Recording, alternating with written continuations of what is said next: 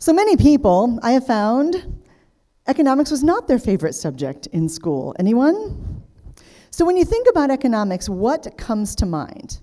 Is it, my goodness, what a collection of fascinating data that I can use to grow my business?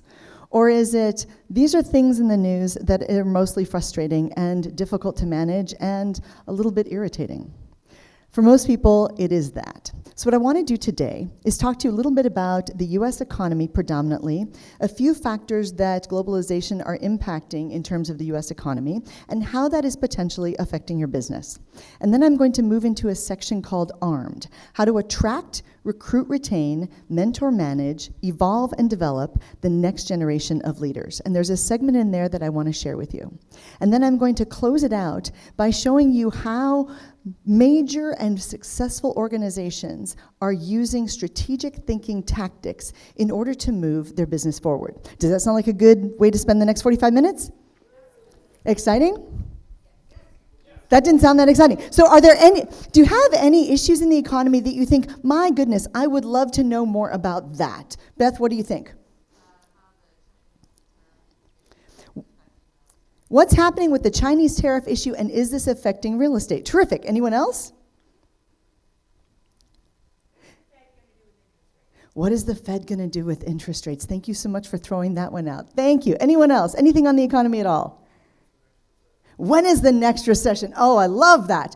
So let me just make that one real clear. We're going to start with that. A recession, ladies and gentlemen, is like death.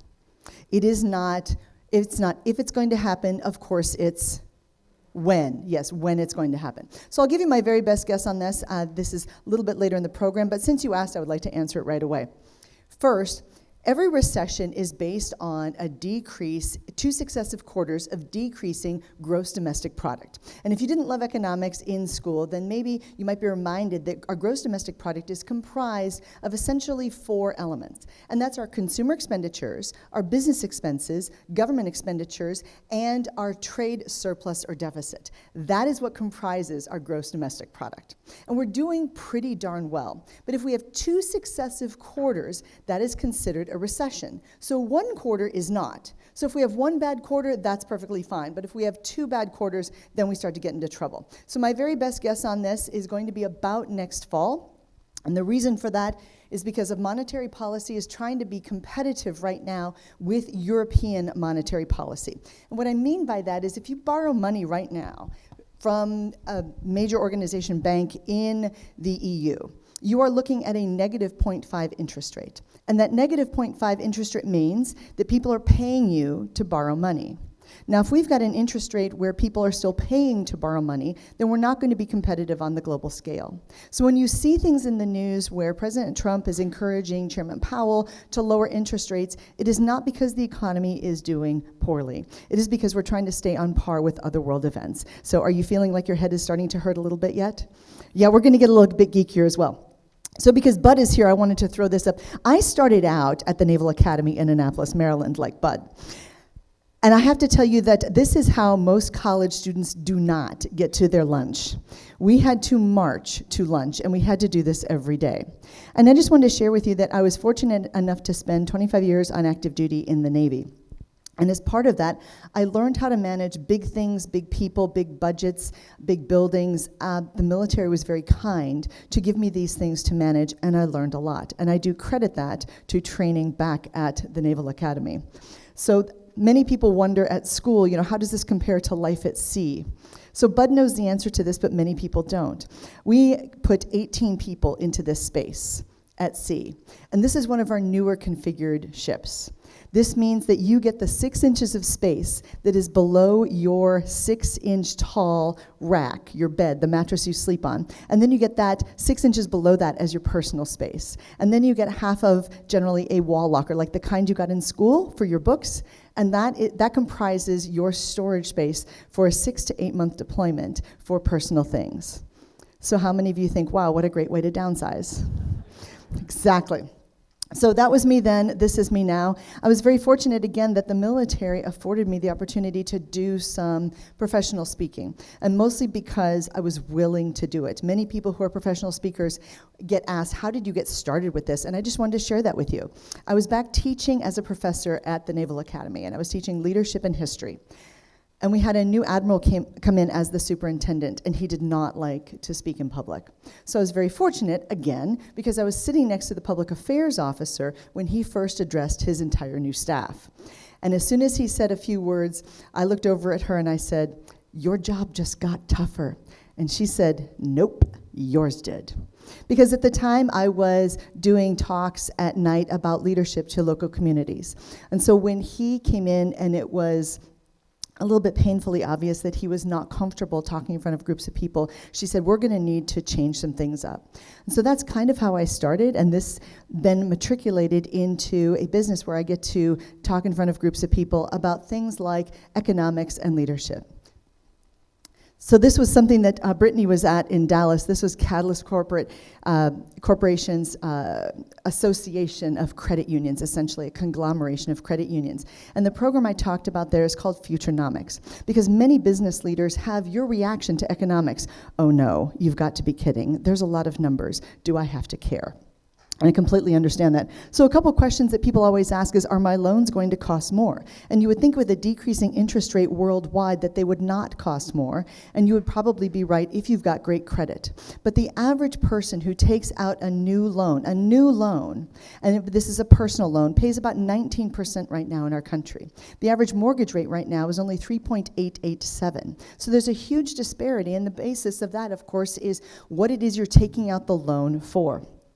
How are your investments? Well, if you've got investments right now, most of you should feel pretty darn good about your investments. As of this morning, the Dow Jones Industrial Average was up about 20% for year to date. The S&P 500 the same. So you should feel pretty good about that. And then, do I have a good job? Because folks, we all know that economics is largely, well, it's emotional if it's an issue for you, and it's anecdotal. If you feel good about your job, your friends feel good about their job, your kids feel good about their job potentials, and you think you might be getting your 26-year-old college-educated young person out of the house, then you feel pretty darn good.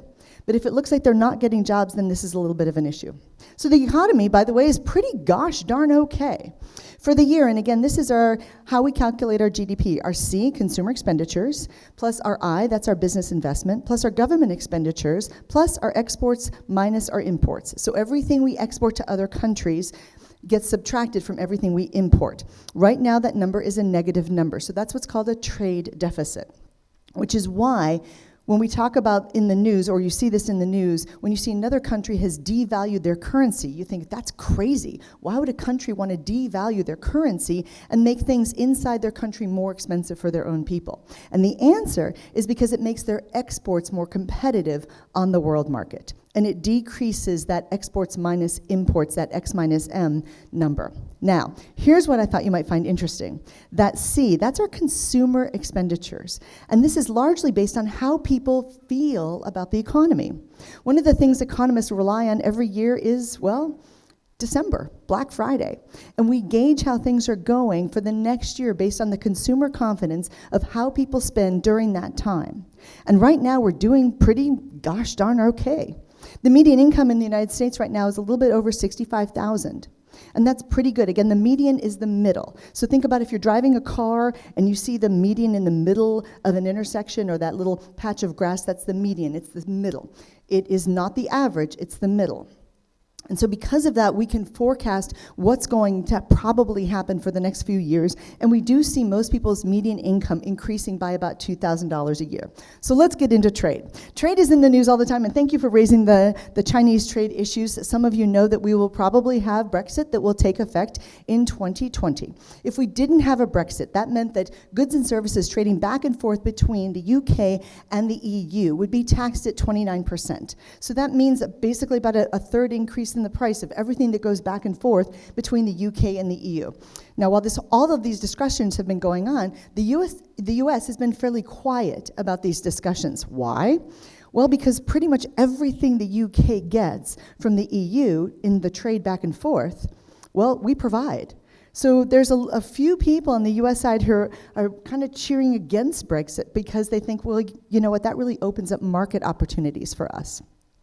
So the trade issue with China will probably be solved fairly quickly. Where this is impacting housing is people don't want to spend money on housing if they are uncertain about their job. And the jobs that have been affected the most by the trade issue with China have largely been in some manufacturing and some farming. So if you deal in those communities, then yes, people are slower to buy houses. Does that help? Oh, terrific, thanks. So the Brexit deal looks like it's going to go through. I want to talk a little bit about what the USMCA. And this is NAFTA 2.0. So this was proposed 2 years ago, of course, and it's been essentially in place this entire time, for about the past year. Now, NAFTA 2.0 between the United States, Canada, and Mexico is all about cows and cars. It is about automotive production in the what we call North American trade region, which is predominantly focused on labor from Mexico and using that labor to produce cows that are then sold in North America. So the idea was if you are part of the North American Trade Agreement and now USMCA, that you have to have a certain number of workers being paid a certain amount of money in order to certify the car as being actually produced in North America. The idea was to make labor more fair for auto production. And then the cows, of course, with Canada, that's all about opening Canadian dairy markets to US farmers. So NAFTA 2.0 is cows and cars. Now, how do you remember this? Well, you can call it the agreement formerly known as NAFTA. That's just for Sam and my Minnesota friends. You can think of the Marine Corps as the USMC, United States Marine Corps, A plus Canada, USMC A. Or you could think of, the village people, YMCA. USMCA. There's a reason I don't sing. So let's talk a little bit about the tariffs. The idea behind all of the tariff conversations that you're hearing about in the news, again, is to make the trade playing field fair. And so it doesn't always look like it, but that's kind of the idea. We were able to successfully, I didn't have any part of this. This is mostly Peter Navarro out of the White House. The idea was to make the trade playing field fair and make sure that the tariffs we had were what they should be. Because right now, if you sell a car from Detroit, Michigan, and you ship it to Europe, it gets taxed at about 30%. If you ship a car from Germany over to Detroit, Michigan, it gets taxed at 5%. So our problem was our US goods were not being competitive simply because of the tariffs. And this was what President Trump campaigned on, and this is why you sometimes see these things in the news. So many people were saying, well, why is this suddenly an issue? It hasn't suddenly been an issue. It's been an issue for 30 years. And people who deal with manufacturing and trade have known this, but it really hasn't made the news because there hasn't been any real forward momentum getting this done. So we're back to your question on the recession. Again, it's 2 successive quarters of negative GDP growth, which means it's falling. So it's kind of like when you go to the gym, and I don't know about you, but when I was in my 20s, I could go to the gym and get stronger, and now I go to the gym to stay the same.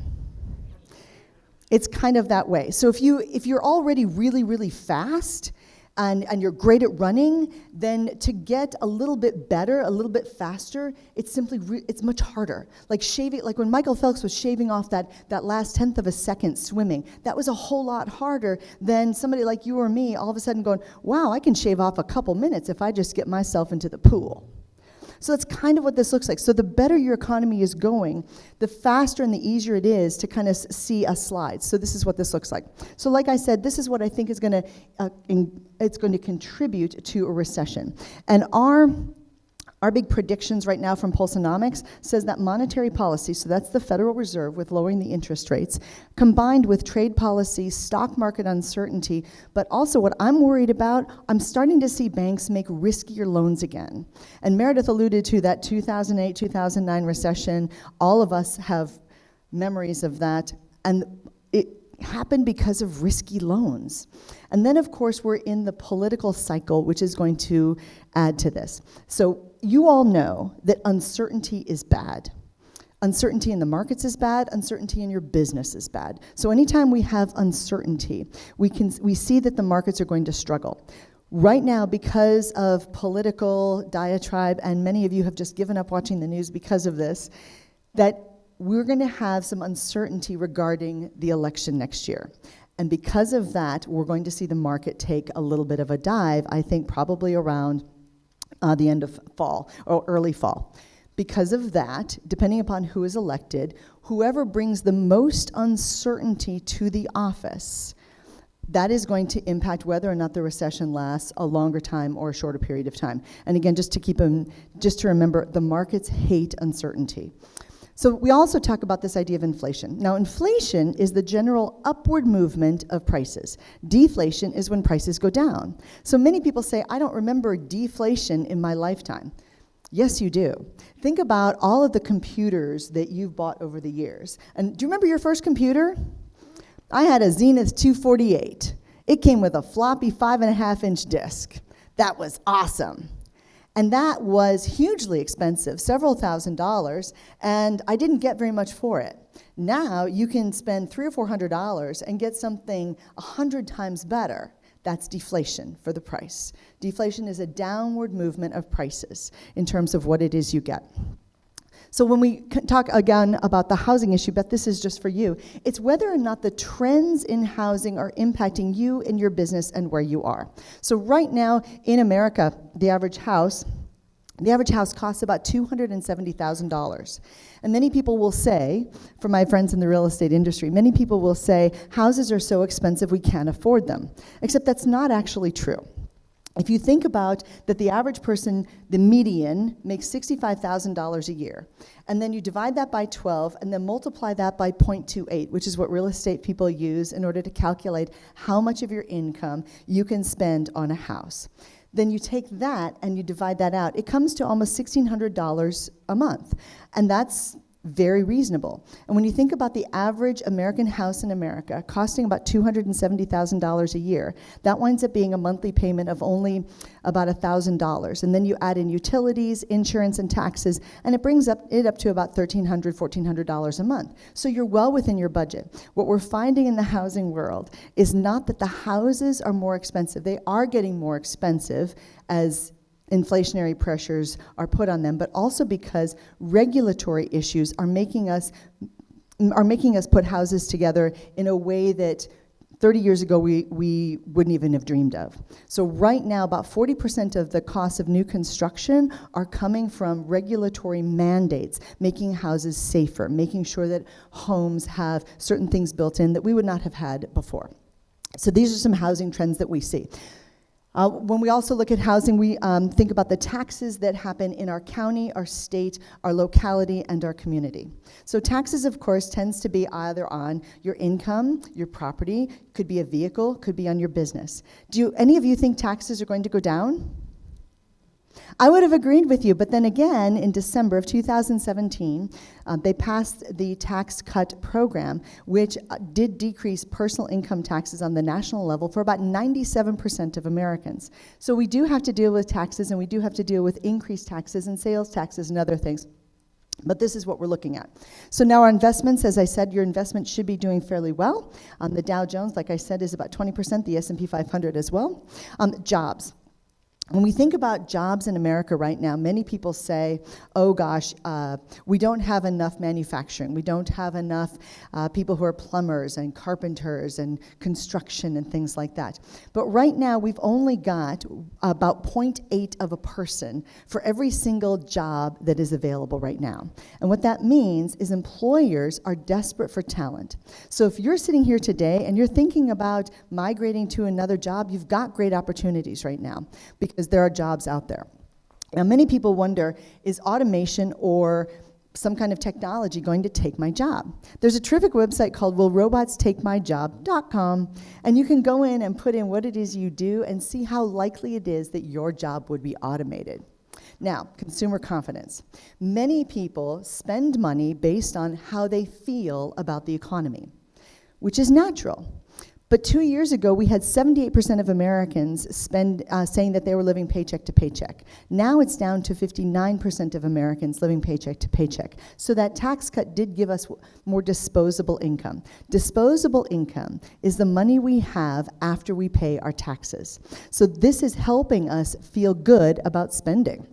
And so our consumer confidence, well, what happens when we've got great consumer confidence? We do spend more freely. This is why we look at purchases, especially around holiday times, to figure out how people are feeling right now and how they're feeling moving into 2020. And so we also say, well, what are we spending money on? Some people are spending like this when they should be spending like this. Did you know they still make some of these? Wow. So then let's talk a little bit about the national debt. Right now, for every man, woman, and child who's a citizen of the United States, you have your own share of the national debt.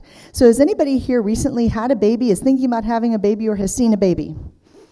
Good, you've seen a baby, that's fantastic. So right now, if you're born in America right now, congratulations, that brand new baby that's still in the hospital, all cute and adorable, congratulations, their share of our national debt's about $69,000. You all sound excited about that. But we know that little babies aren't actually taxpayers right now, so what is the average taxpayer doing right now? So the average taxpayer owes about $160,000 per person. This is our share of the national debt. Many people don't talk about the national debt because they don't want to. It's a tough thing and it's big numbers. So should we be worried about it? Well, yes. All right, but we're not going to talk about it right now. So let's talk about personal debt. The average person in America right now who is living paycheck to paycheck, again, we're down to about 59% of Americans. Again, this doesn't mean they're badly paid, but it does mean that many people are badly budgeting. And because of that, they rack up some personal debt. So what we're seeing right now, one of the trends is that more and more folks who are getting married are financing about $10,000 of the average wedding cost, which is about $30,000, unless you're Justin Bieber and then you spend $500,000. On their wedding, and they're financing it based on about a 19% personal loan amount. Now they know they could get a lower APR, a lower annual percentage rate, if they put it on their credit cards, but they're electing not to do it because they say having that as a personal loan means they must pay it off. It's not like a credit card where they can delay payments, and they say that's helping them be more responsible. Right? So our total debt balance is, again, it's balanced off by our mortgage, which is a much higher percentage of our personal debt, which is kind of good debt, and then offset by credit card debt. The average family who has credit card debt in the United States has about $15,000 of that credit card debt. So some of you are feeling really good about yourself. Now, many people say, I can't afford to do the things I want. But then they go out and they buy a car and they finance that. Now, the average car in the United States right now sells for a little over $38,000. And most people finance about $32,000 of that. And the average APR for that winds up being, let's just say 7%. And if you finance that car for 4 years, that winds up being an extra $770 a month. Now, many people's mortgages aren't that high, especially in cost-affordable areas. But those same people are the same people who, because it's easier to buy a car, and this goes back to you, Beth, they oftentimes will not buy real estate because they say, well, I can make the monthly payments, or I just don't have the down payment, or I'm not sure if I can make the monthly payments, but then they go out and spend the money on a car. So again, this is just some bad budgeting. So we found out that most people, by the way, don't want a tiny house, just so you know. Just so you know. So wages and salaries. Wages and salaries have increased for the past few years, but only by a few percentage points. If you've got employees and you have not given them a raise for about three years, you really need to be thinking about that. Because right now, the increase is about 3% a year, and they can expect to get that in other areas. So we know that we have to be very competitive in terms of wages and salaries. Now, many people ask about income inequality, and do we actually measure that, or is it just something we feel when we see very wealthy people and baseball players who are getting, $2.5 million for a 9-year contract, and sometimes it makes us sad. We say, wow, that's big income inequality. Well, we as economists actually measure that using what's called the Gini coefficient. So a Gini coefficient, for example, is 0, means we all make exactly the same. A Gini coefficient of 1 means one person has all of the wealth. So right now in the United States, we're at about 0.485. Now that is slight, and we go between 0.485 and 0.487, and that slight increase recently made the news as income inequality in the United States, huge difference in an uptick. Except it really wasn't. It was a very small, tiny percentage, and the areas where we had income inequality before, where poverty rates were the highest, that had actually decreased. So then we talk about financial institutions and what they're thinking about. So those of you who are in the financial sectors know that right now we've got to be very, very competitive because more and more banks are consolidating. So we've got to make sure that our rates of return, our message to our members, our message to our clients is consistent, it's constant, and we know what it is other banks and financial institutions and credit unions are doing. So like I said, the majority of Americans are living paycheck to paycheck. Here's our credit card debt, and yes, about 44% of Americans are carrying that credit card debt. Emergency fund, this is a little bit scary. An emergency fund is supposed to be defined as 3 to 6 months of all of your living expenses, but right now, 38% of Americans don't even have $400 extra, which means any catastrophe, any emergency can throw them into a financial mess. Now, again, badly budgeting, but on average, the average American is spending $500 extra that they don't need to spend on non-essentials. And by essentials, we mean things that we can't live without: gas, food, lodging, electricity. So we need to fix this. Only, less than a third of Americans have a written financial plan. And what's sad to me is that when people say, well, I don't have a written financial plan because I don't have enough money to matter.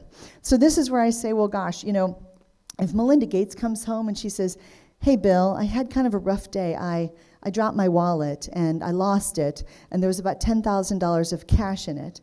Bill is not going to say, oh, honey, that's super sad. He's going to say, oh, baby, we'll get you a new wallet. He's not worried about the cash. So the less money we have, the more we have to pay attention to how we spend it. Now, how is this all a leadership issue? As leaders in business, we know now that we've got to pay attention to what it is worrying our people. And we're seeing more and more organizations, companies, and institutions creating financial plans for their people and actively training them so that that paycheck does go further. Now, how can I attract and retain top talent? And this is where we move into this ARMED program. So first, leadership has shifted. And we know that when we're trying to attract top talent, and we're trying to keep top talent in our organization, we know that salary attracts, benefits entice, but flexibility keeps people. Now, many people say, oh gosh, it's those millennials. They're the ones who want all this flexibility, and this is just terrible. Well, first off, leadership today is harder than it used to be. The workplace is more competitive. Society has shifted, and we have to be better leaders in order to keep the top talent that we need in order to stay competitive. And many of the baby boomers and the Gen Xers, where are my Gen Xers, by the way? Yeah, there's three people. Nobody cares about us. Nobody cares. That what we're finding is, wow, this flexibility idea at work, this is a really good idea. And that we're able to be measured then on outcomes, not just putting in time at work. And this is a major shift in how we think about the workplace. And this is why knowing what's happening within the marketplace is critical for us to know what's happening within our organization and how our employees are interpreting that. So this is just a quick section from the program called ARMED, how to attract, recruit, retain, mentor, manage, evolve your leadership thinking, and develop current and future leaders. So I just want to share with you some observations I've seen for the last few years. So first off, our future leaders, when we're trying to attract talent, they don't necessarily want a job, they want a cause. They want to be part of something bigger than themselves. We know that our future leaders don't want a boss. Gone are the days when "because I said so" was a perfectly good answer both at home and at work. People need to know the why. They don't want a boss. They want a mentor. They want a coach. They want a partner in terms of how can I be better within the workplace. They don't want the corner office because guess what? We found out we can work from anywhere. How many of you have ever pulled into a coffee shop parking lot or a McDonald's parking lot because you know there's Wi-Fi there and you know you can send off that document? You sure have. And we rely on this. So we can work from anywhere. We're a more mobile society. And this is really healthy. We don't necessarily need to dress for success. What we found is, gosh, hoodies and black turtlenecks work pretty darn well for some pretty successful people.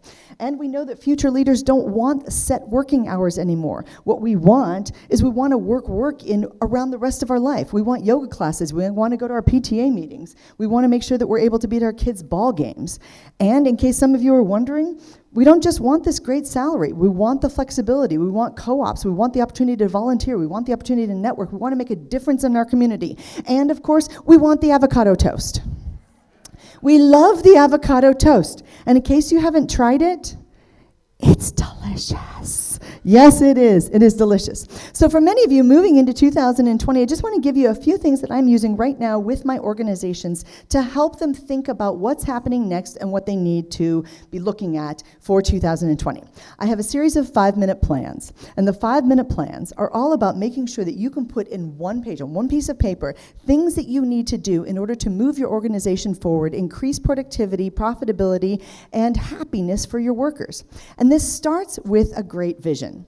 So in the book that I worked on with Peter Stark called Why Leaders Fail and the 7 Prescriptions for Leadership Success, what we found was people were frustrated, employees were frustrated when their boss didn't have a vision. And I got to work with a fairly senior person at a Fortune 500 company about a month ago, and I said, so what's your vision for moving forward into 2020?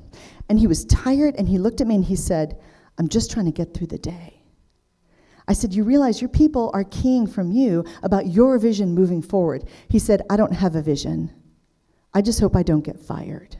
Now, that's a goal, but it's not exactly a vision. So if you're going to craft a vision for 2020, some of the things you might want to ask is, what value are we providing right now? How is our industry changing? What's happening in a regulatory way that is impacting what it is we do? And what legacy do we want to leave? And then from there, you can devise your vision. Now keep in mind, your vision is different from your mission. Your mission is what it is you do. I sell real estate to people who are downsizing, who are over 60 years old. That is what you do. Your mission is, I provide world-class service to people in Kansas who are downsizing, who are over 60 and moving into their next community. That is what it is you might do. Or, I am the world's greatest real estate agent, or fill in the blank. So your vision gives you a little bit more of that cause that I was talking about before. Now, for some people also, they find that the 5-minute business plan is helpful. And this maps out what many long business plans have not quite been as successful doing. What I mean by that is, many people say, when I talk to entrepreneurs, I say, so do you have a business plan? And they say, it's all right here. Which is problematic because it means that if something happens to you, the rest of your team has no idea what to do. And because of that, it needs to be written down on paper, and the rest of your team needs to know what to do if you're not around.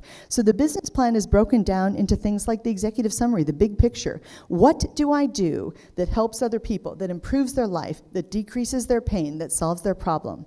And then we move into the making life better part and the management part, what it is we do and for whom specifically. And from there, we can say, well, what are we doing to make money? And is this a viable business? I'm the first one to say, somebody came up to me with a business idea. I said, that is a horrible idea. I don't think it's ever going to make money. Why in the world did you combine yoga and goats? I said I did not think this was going to take off. I was wrong.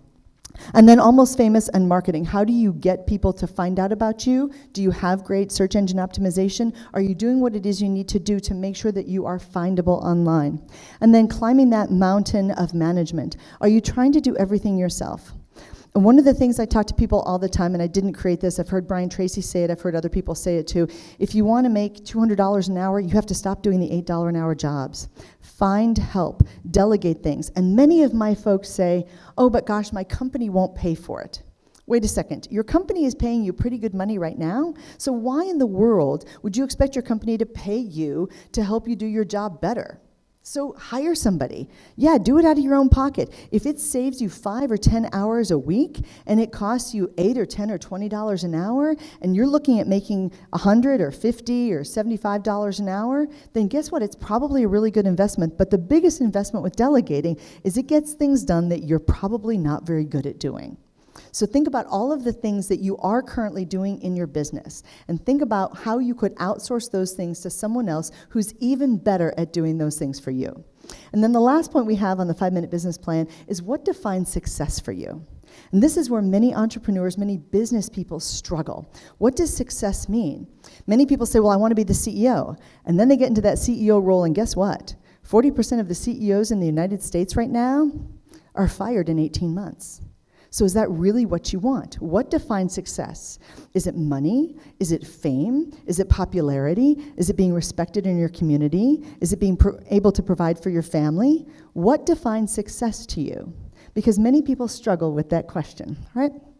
And then we know that at the beginning of every year, which is a wonderful time, especially the beginning of a decade, we get to set goals. And many people have nebulous goals in their head. And again, if it's all up here and it's not written down, you're probably not doing yourself any favors. So the 5-minute goal-setting plan articulates what it is you need to do in order to make a great goal become a reality. So you write out your goal, and then as soon as you write out that goal, you start to think of all the reasons and all the excuses why you absolutely can't do that. So let's say you decide, I'm going to go from selling 30 houses this year to 50 houses next year. And the obstacle for that is, I don't actually know 50 people. That could be an obstacle. Well, then the solution is, how do I find more clients? And then what can I do in order to encourage those clients? So brainstorm on the solutions. And the great thing about our brain is that our brain goes to work on the solutions really, really quickly. It's a fascinating process. Your brain would rather work on solutions than excuses. And we've all certainly made excuses, and we call them reasons for why we can't do things. And then from those solutions, then you write out 5 action steps of things you can do right away. Now, an action step is a specific thing that you can do to cross off the list. So for example, let's say I had a goal to lose 5 pounds, and an action step was eat healthier. Well, that's not an action step, because I can't cross it off. A good action step might be drink 64 ounces of water a day. And once I've done that in a day, I can cross that off. Or eat a bag of carrots, something like that. Something that we can cross off the list. Does that make sense? Okay, great. All right, so let's talk a little bit about strategy moving into 2020 and what you can do to help your team migrate into strategy. So many people, again, are taking the opportunity for a brand new shiny decade to set some long-term goals and move into plans and courses of action. So a strategic plan, what does this encompass? Well, it means we need to be thinking really big thoughts. Really big thoughts. And this is the material that I'm rolling out for the beginning of this year, because many people are looking at this new decade as a great time to do some strategic retreats, some strategic planning, and they've asked, how can we take advantage of this new decade and make this new decade our best yet? So we have to look at the needs and the products that we think is going to happen in the future. And we have to get ahead of the wave. And that's really challenging for a lot of people, because as we're crafting this, it makes it really, really difficult. And as I mentioned, many CEOs are being fired within 18 months. And looking at this, one of the things Meredith and I have discovered in research and working with some financial institutions is that they don't have a succession plan. So this idea of strategic planning, not only they're not looking forward with their members and their products and their clients and their customers, but they're not even able to look at our succession plan or their succession plan in a way that is comprehensive and workable for the rest of their team. Now, many people mistakenly believe that CEOs are the ones who are leading succession planning. So I just have news for you folks. You CEOs in the audience, you don't care. Because here's why. If you are one of those CEOs who is fired within 18 months, you don't really care about succession planning. The other reasons that CEOs are leaving their organizations is because either they've got a health challenge, their spouse has a health challenge, so guess what? They don't care. Or maybe they took a promotion somewhere else. They don't care. Or, like what just happened with an organization a couple weeks ago, the CEO suddenly died of a heart attack. He really doesn't care. So because of this, we've had to put something together to make sure that people are strategically thinking about not just the next quarter and the next year, but also a decade down the road. And the time to start succession planning, of course, is always. In the military, somebody asked me this very recently. They said, well, what does a military person know about succession planning? And it's funny because in the military, you have to understand that when you show up, the person you're taking over for gives you a turnover binder. And that turnover binder is supposed to help you be successful in that job. What was a big change for me moving into the civilian world was there's people that they don't want their successor to succeed. That was a surprise to me. But also in the military, you have to remember that 1/3 to 1/2 of every single person you work with is not going to be there next year. We have a 1/2 to 1/3 turnover every single year. So succession planning for us, making sure other people are able to step into those roles and responsibilities and be responsible, is a huge element of what we do in the military. So it goes back to this idea, how do we think bigger than ourselves? How do we get our teams to think bigger? So just 5 points here. First off, try to see the big picture.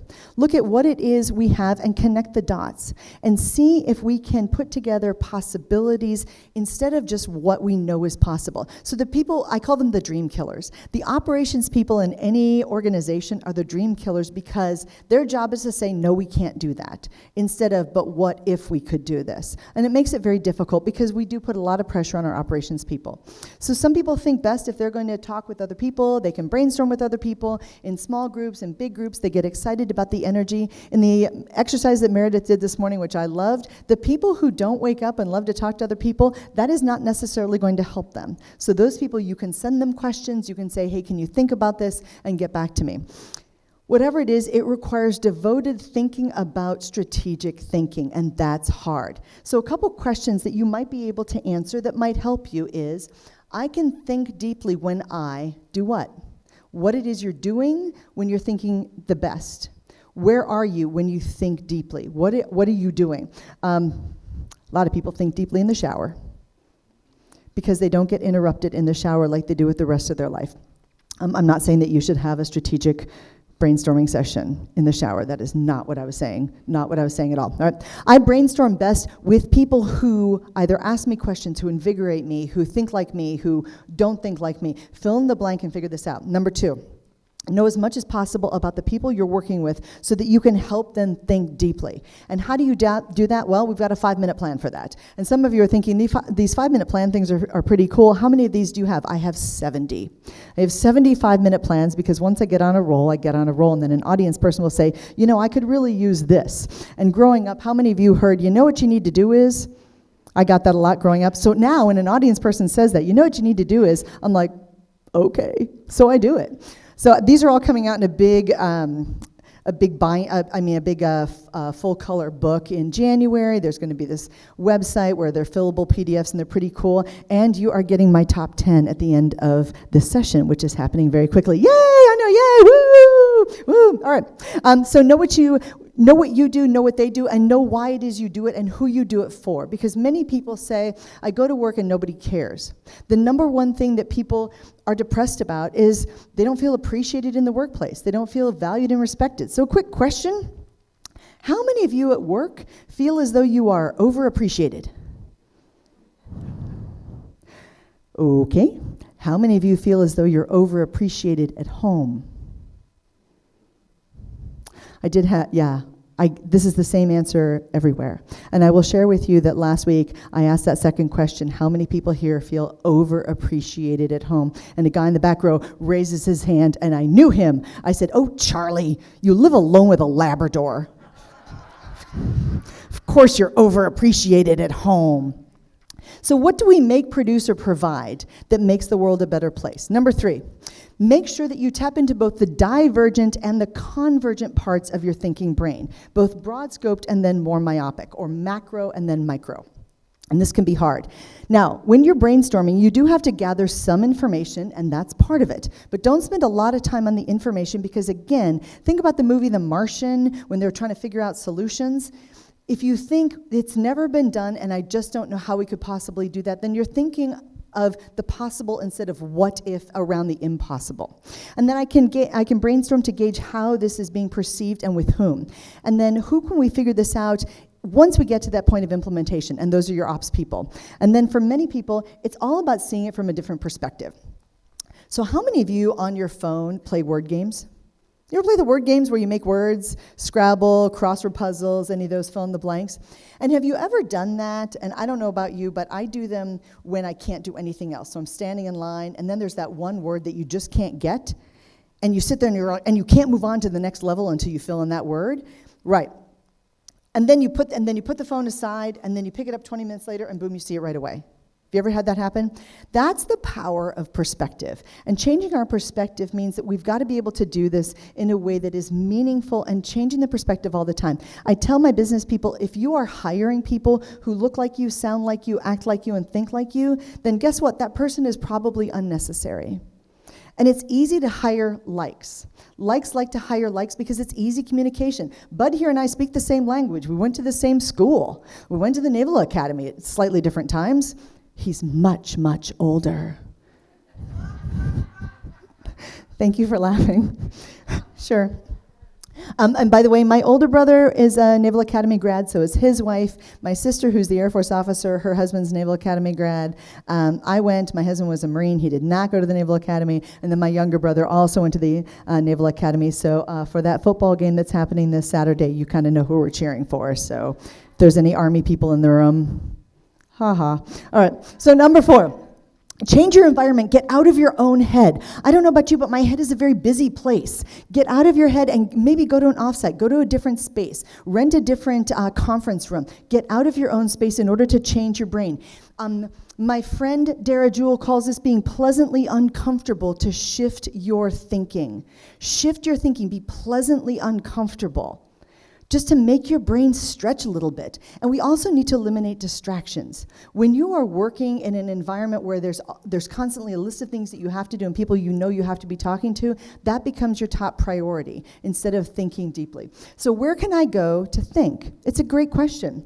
Where can my team spend a day to think deeply about what it is we're providing for our customers, our consumers, our clients, and how can we be even better? So point number 5, many leaders hear about creative initiatives and they dismiss them. They say, oh gosh, no, we've already done that, we've heard this before, or that's a dumb idea. If you are a leader, please encourage all of your people to come to you with new and different ideas, because innovation and initiative is the thing that is going to differentiate you and also make you more and more successful. If you are not innovating, moving into the future, you are going to fall behind, and that's going to be a problem. So you have to think long term, you have to think of the future of business, and if there were no resource constraints, which is one of my favorite questions to ask my business people, if you had all the resources in the world, what would you do? This is the same question I ask my CEOs who are leaving an organization voluntarily. Those are the CEOs who do care. I say, so what does your legacy look like? And many of them say, well, I want to be philanthropic, I just don't know how to start. Well, if you didn't have to worry about resources, what impact would you want to make? What area? Do you want to build a Little League field? Do you want to work in a children's hospital? Do you want to reduce poverty on a global scale? What is it that you do or you think about that you know you want to make a difference in doing, and then pursue that? If there was unlimited money, what could we do? What could we do? So think about it. A fun question I ask my solopreneurs is, if somebody gave you $1 million and you had to spend it on your business, what kind of development would you do? So here's where you're going to get all of the resources that I'm providing in terms of the 5-minute plans. This also includes the trust chapter of the Why Leaders Fail. This is also, just for you people today, this includes the entire book called 15 Ways to Grow Your Business in Every Economy. The entire full PDF book. It also includes about 10 of the 5-minute plans, the most popular plans, which is the business plan, the vision plan, the delegation plan, the social media plan, as well as some other personal plans like a bucket list. So I thought that might be helpful for you today. Does that sound like a pretty good job? Yeah, it's a pretty good idea. So it's kiwilive.com, and the keyword is, well, dog. And those of you who've seen me before and worked with me before, you know that I love dogs. And both of my dogs, Abby and Bella, say hello. So there's that. This is the book that I did with Peter. So again, you're getting that full trust chapter.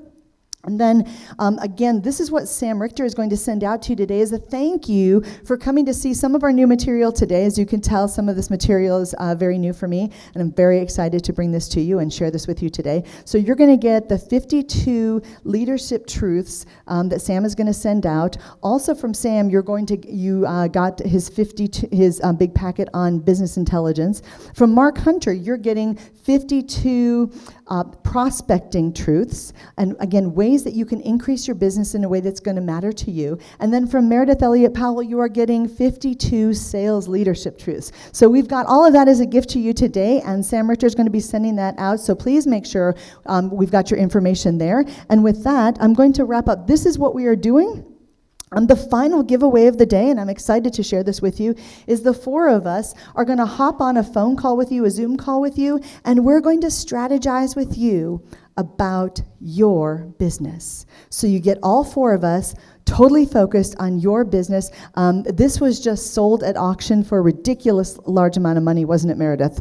Lots of ridiculous amount of money, so that's fantastic. So you're going to get that, so that is going to be our last of the day. If you are looking for me and there's anything I can do to help you, please contact me and let me know what I can do. And with that, ladies and gentlemen, thank you so much for being part of our event here in Kansas City.